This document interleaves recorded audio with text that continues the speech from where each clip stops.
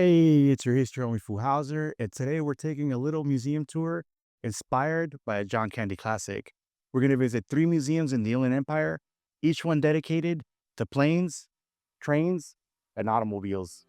We'll kick things off at the March Airfield Museum near Moreno Valley, then ride the rails at the Southern California Railway Museum in Perris, and then cruise on over to the Motte Historical Museum in Menifee to wrap up our tour.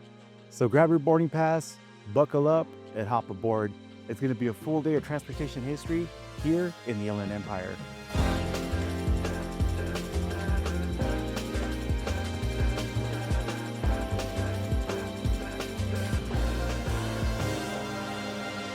It's for Howser. Our first stop is the Marshfield Air Museum near Moreno Valley, where you'll find planes that span over 120 years of aviation history.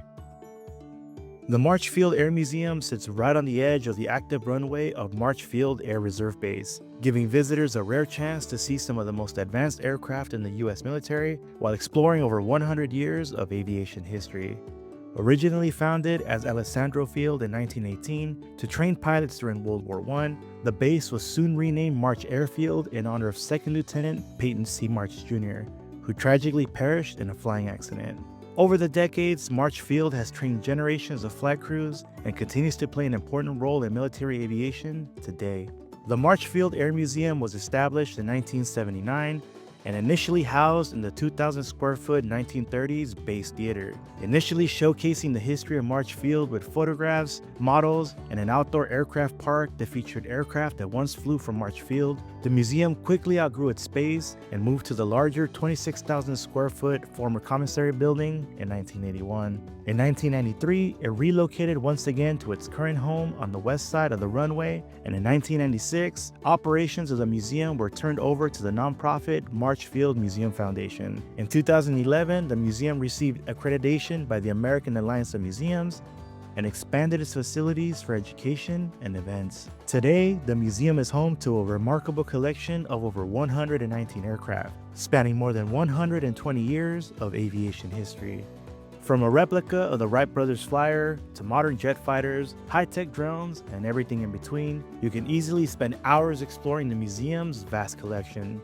The museum also has several great exhibits, including the civilian experience, an immersive look at the impact of war on civilians, Fire Base Romeo Charlie, a detailed replica of a Vietnam-era forward operating location, and Mission Control, an interactive gallery that dives into the space race from 1957 to today. You'll also find fascinating artifacts tracing the evolution of military aviation from World War I through the war in Afghanistan. There's truly something for everyone.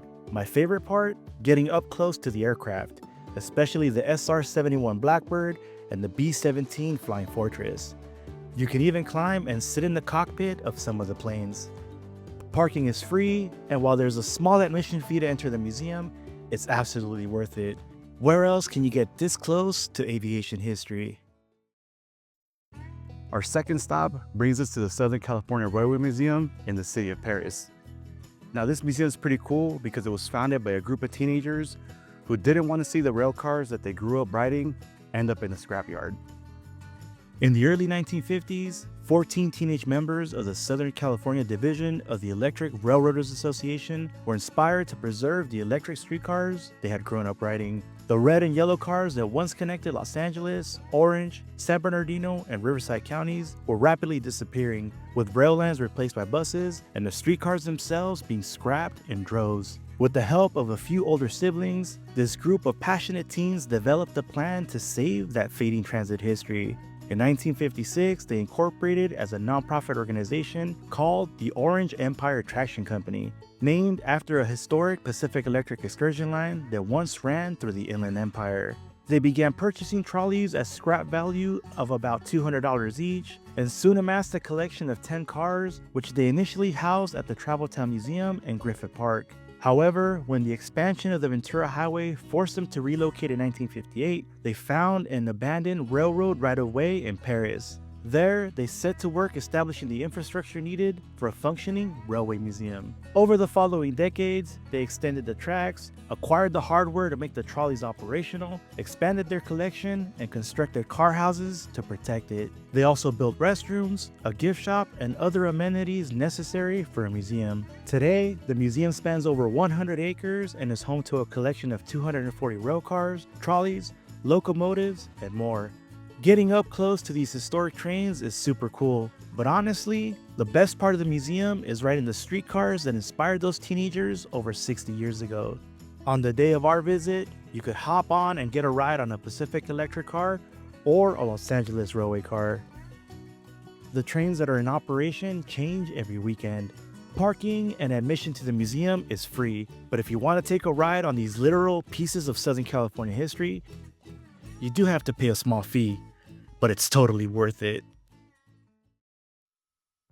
Our third and final stop brings us to the Motte Historical Museum in Menifee, California.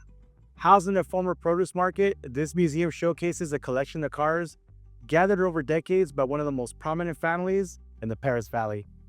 The Mott family has deep roots in the Perris Valley, dating back to the late 1880s when Alphonse Mott and his brothers immigrated from France to raise sheep and grow crops. By the 1930s, the next generation stepped in, with Alphonse's sons John Victor, Frank, and Charles forming a family business known as Mott Brothers, which concentrated on crops such as potatoes, onions, and grains, with their farmland stretched across parts of Perris, Romoland, Nuevo, and Lakeview. By the 1960s, John Victor partnered with his sons Leon and John to form Mott & Sons, continuing the family's farming legacy while also expanding into real estate and development opportunities as the valley grew. But alongside all this, they were quietly building something else, an amazing family collection of cars.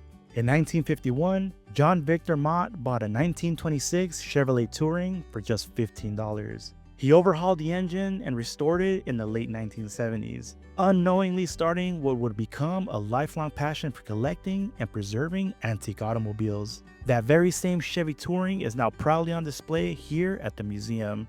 Leon E. Mott took things a step further in 1985 by constructing the Mott's Romola Farms barn, which was used to sell the family's produce and later leased to vendors like Tom's Farms and Hampshire Farms to the late 1990s. The museum itself was founded by John and Evelyn Mott through their estate, with a mission to preserve and share the story of the valley's early settlers, local agriculture, and of course, their collection of classic cars. Thanks to the foundation they started, the Motte Historical Museum officially became a nonprofit in 2007, continuing the family's dedication to local heritage. There are so many amazing cars in the collection, but for me, the highlights are the first City of Perris high school bus and the car that started it all, the 1926 Chevy Touring. Parking and admission to the museum is free, and if you're planning a wedding or a special event, the barn is available for rent. And you can even choose which cars to be part of your special day. Each car in this amazing collection tells a story of the family, of the valley, and of a way of life that helped shape this region. And thanks to the Mott family's passion for preservation, that history is being kept alive for future generations. Thank you for joining me on today's tour of Inland Empire Transportation Museums. Please make sure to like and subscribe. I would really appreciate it. Until next time, when we, because remember, it's you and me, continue to explore the history that can be found in this great big backyard of ours called California.